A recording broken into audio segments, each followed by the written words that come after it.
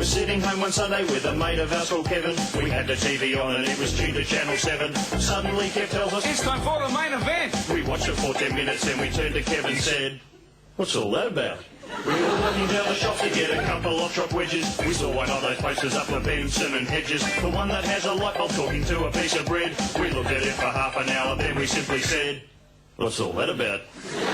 We went to see a film to pass the time away. It was one of those arty ones like being green away. All about a zebra and a pair of naked men. After 7 hours I heard, and then, what's all that about?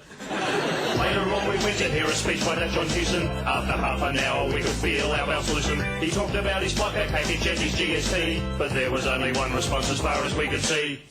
What's all that about? After that we went to see a concert by The Cure, but sadly 15 minutes was all that we could endure. The lead singer seemed quite depressed, he looked like he was dead. Halfway through the second song we turned around and said, what's all that about?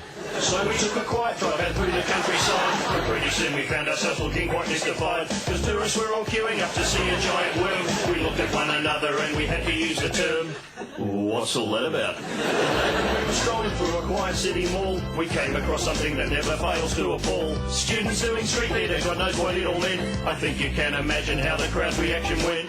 What's all that about? We had a friend called Barry, he's demonically possessed, so we got some holy water and we tried to have him blessed. The priest came in, Barry spewed, then he spun his head. The preacher looked at us and then he very softly said, what's all that about? Now even though this song could go another 20 verses, we really ought to stop before its impact all disperses. Because right now lots of viewers are sitting there at home, they're calling up the ABC and asking down the phone, What's all that about?